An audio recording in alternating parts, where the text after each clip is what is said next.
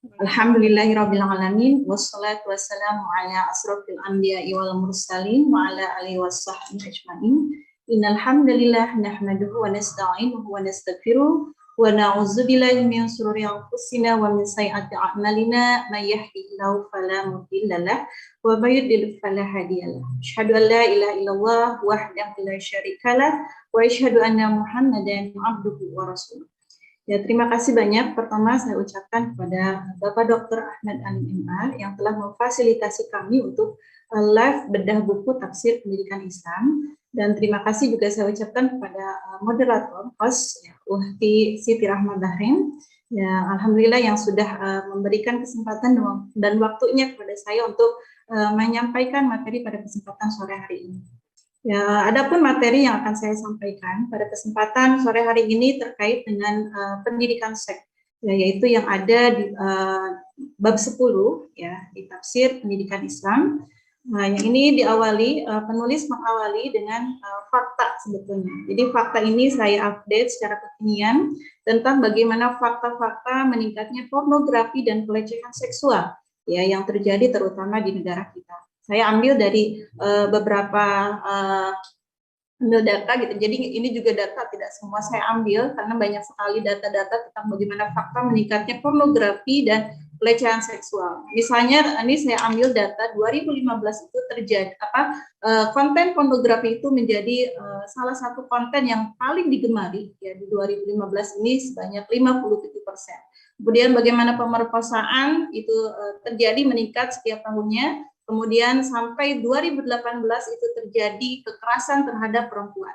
Nah, belum lagi yang terbaru, info terbaru gitu ya terkait dengan pelecehan seksual yang terjadi di lembaga pendidikan. Itu ada anak berusia 12 tahun yang diperkosa ya, oleh orang terdekatnya selama bertahun-tahun hingga dia terdiagnosis positif HIV.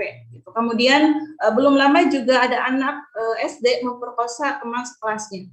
Dan kemudian ada juga kasus bagaimana seorang pengurus pondok pesantren di Bandung gitu, itu menghamili belasan santrinya gitu. Nah, ini kan pelecehan seksual itu ternyata kebanyakan terjadi di lembaga-lembaga pendidikan. Ya, bahkan KPAI, ya ini Komisi Perlindungan Anak Indonesia di tahun 2021 itu menyatakan bahwa kasus pelecehan seksual sebanyak 88% itu pelakunya adalah guru, gitu, guru mereka sendiri, dan kemudian 22% itu adalah kepala sekolah.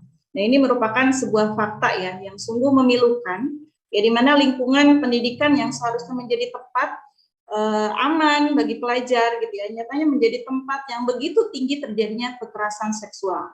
Nah, ini mungkin berangkat dari fakta inilah bagaimana fenomena pornografi dan pergaulan bebas yang terjadi saat ini di negara kita gitu ya. Sehingga di sini pun ada pro dan kontra. Perlu tidak ya, pendidikan seks itu untuk anak gitu ya. Makanya kan sebetulnya imbas dari bagaimana sekularisme ya, sekularisme yang menjadikan dunia sebagai tujuan.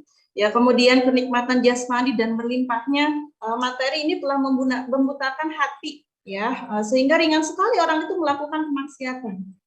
Ya, kemudian bagaimana rasa kemanusiaan pun itu hilang, mati ya, mati rasa kemanusiaan, dan kemudian hancurnya kemuliaan manusia. Nah, ini sekularisme itu sudah membuat orang lalai juga ya, adanya kehidupan akhirat gitu ya, yang dimana kehidupan akhirat itu adalah kehidupan yang abadi ya, tempat balasan atas semua amal perbuatan kita yang ada di dunia. Ini berangkat dari sini fakta ya, jadi bagaimana kasus pelecehan dan pornografi itu terjadi ya, sehingga di sini kita sebagai seorang muslim gitu ya melihat bagaimana pandangan seks gitu ya, pendidikan seks dari sudut pandang keislaman. Nah, di sini pendidikan seks gitu ya, pendidikan seks secara istilah bahasa Arab itu adalah at-tarbiyah al-jinsiyah gitu ya, yang dimana menurut beberapa pakar ahli mengatakan bahwa Profesor Abdullah Nasuulwan gitu ya menyatakan bahwa upaya pendidikan seks itu adalah upaya pengajaran, penyadaran dan penerangan ya tentang masalah-masalah seks ya, terhadap anak gitu ya. Ya, kemudian nanti tujuan dari pendidikan ini adalah sebagai bekal anak ya ketika nanti sudah menginjak dewasa mereka tahu tentang batasan-batasan syariat. Ya, tahu mana yang halal dan tahu mana yang haram. Ya, kemudian saya ambil salah satu dari pendapat Profesor Hamad bin Abdillah Al-Kharnaizi gitu ya, yang mengatakan bahwa pendidikan seks atau at-tarbiyah az-zinsiyah itu ternyata berbeda gitu ya dengan wawasan seks gitu ya. Jadi kalau pendidikan seks itu lebih kepada bimbingan dan arahan gitu ya. Kalau tadi gitu ya, wawasan jinsiyah itu hanya sebatas informasi saja. Jadi di sini pentingnya gitu ya pendidikan seks gitu ya. Ini kan sebetulnya hal yang tabu juga ya. Masa sih belajar seks gitu ya, padahal kita harus tahu di dalam Islam itu ternyata sudah ada pendidikan seks itu gitu. Makanya di sini disimpulkan bagaimana pendidikan seks atau tarbiyah az-zinsiyah itu adalah bimbingan secara menyeluruh gitu ya terhadap peserta didik. Ini sesuai dengan jenjang usianya gitu ya, tentang bagaimana etika di dalam Islam sehingga mereka itu tahu batasan yang halal dan batasan yang haram gitu ya ketika berinteraksi dengan lawan jenis. Nah, kemudian di sini apa tujuan dari pendidikan seks itu gitu ya? Yang pertama, ini adalah mengenalkan kepada anak didik bagaimana kesempurnaan ajaran Islam yang mampu memecahkan seluruh problematika kehidupan manusia. Gitu ya. Kemudian bagaimana menanamkan keyakinan dan keimanan, ya, kebesaran dan keagungan Allah, ya, di mana di sini mereka akan senantiasa taat kepada Allah Subhanahu wa taala. Dan kemudian memberikan pengetahuan yang jelas mengenai perkara yang berkaitan dengan seks kepada anak didik.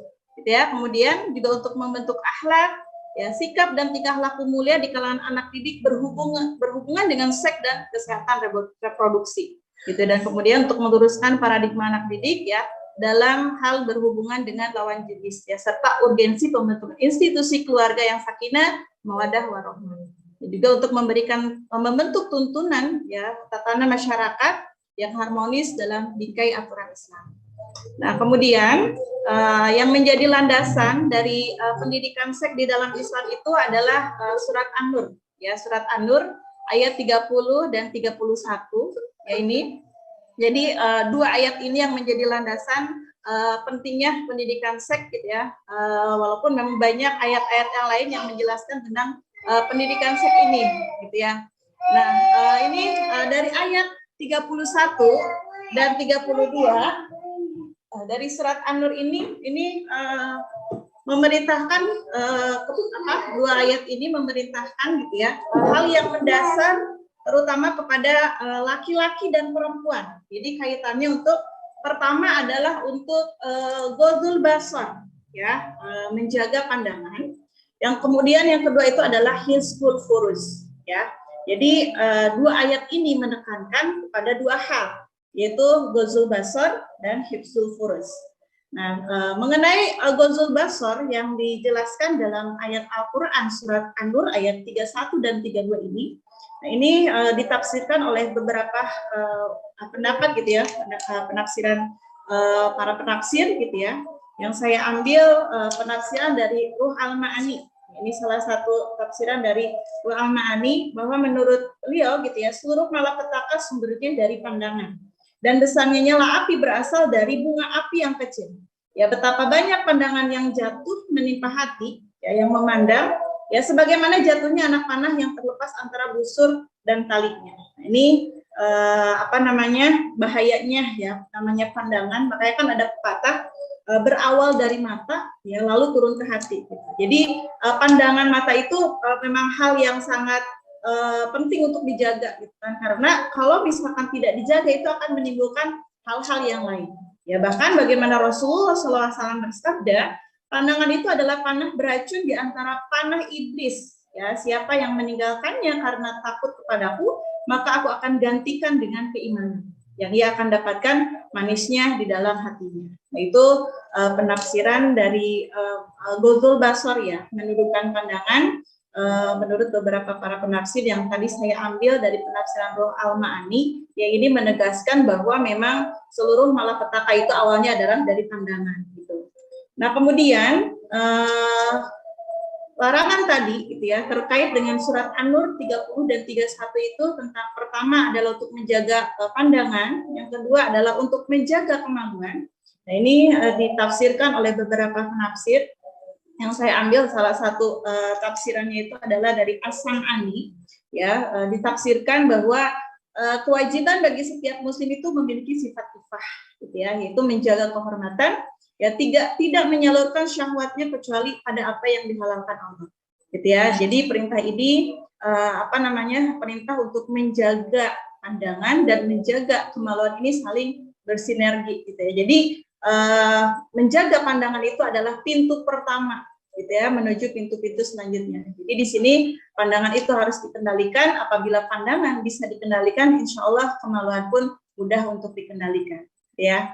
Nah, kemudian selain dari ayat 30 dan 31, gitu ya, ini juga ditambahkan di ayat 32 dari surat An-Nur itu, ini secara khusus ya, perintahnya itu untuk perempuan, untuk wanita.